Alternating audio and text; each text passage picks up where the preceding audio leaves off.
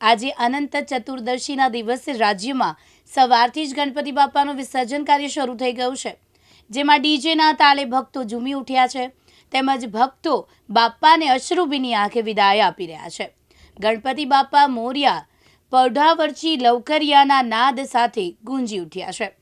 ગણપતિ બાપાના વિસર્જનમાં એક ધાર્મિક અને આધ્યાત્મિક વિધિ છે, જે ફક્ત પરંપરાનું પાલન જ નથી કરતી, પણ ભક્તોની ભક્તિ અને સંકલ્પની પરિપૂર્ણતાનું પણ પ્રતીક છે। જો કે આ વિદાય કોઈ પણ ભક્ત માટે પીડાદાયક છે, કારણ કે તે બાપાને તેમનાથી દૂર જવા દેવા માંગતો નથી।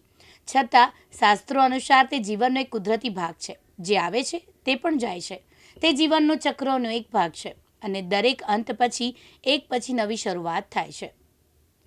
વિસર્જનના પ્રસંગે ભક્તોના હૃદયમાં બાપા પ્રત્યેના અપાર શ્રદ્ધા અને આશીર્વાદની લાગણી હોય છે અને તેઓ આવતા વર્ષે તેમનું ફરીથી સ્વાગત કરવાની આશા રાખે છે।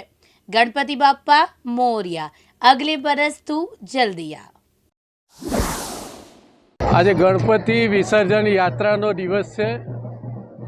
ભરૂચ શહેર અને જિલ્લામાં 10 દિવસનું ભક્તોનું આતિથ્ય માણ્યા પછી આજે બધા જ ભક્તો ધાર્મિક પરંપરા પ્રમાણે ગણપતિ દાદાને ભાવભીની વિદાય આપી રહ્યા છે। ભરૂચ નગરપાલિકા દ્વારા ભરૂચ શહેરમાં 3 સ્થાનો ઉપર આ કુંડ બનાવવામાં આવ્યા છે, જેમાં પ્રતિમાઓનું વિસર્જન ચાલી રહ્યું છે। જેબી મોદી પાર્ક, ભક્તમપુર અને જાડેશ્વર 3 જગ્યાએ અત્યાર સુધીમાં લગભગ 1000થી વધારે પ્રતિમાઓનું વિસર્જન થઈ ચૂક્યું છે। અહીંયા જાડેશ્વર કુંડ ઉપર 130 જેટલી પ્રતિમાઓનું વિસર્જન થયું છે।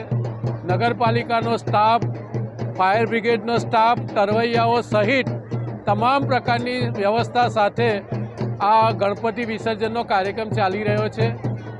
નાગરિક ભાઈઓ બહેનો પણ આ આખી વ્યવસ્થામાં ખૂબ સહયોગ આપી રહ્યા છે અને સમગ્ર ભરૂચ શહેર અને જિલ્લામાં 10 દિવસ ધાર્મિક પરંપરા પ્રમાણે આપણે આ ઉત્સવ કરીને આજે ગણપતિ દાદાનું વિસર્જન એ આપણી ધાર્મિક પરંપરા અને આપણી લાગણીઓને માન આપીને બધા કરી રહ્યા છે। ખૂબ શાંતિપૂર્ણ વાતાવરણમાં આ કાર્યક્રમ ચાલી રહ્યો છે।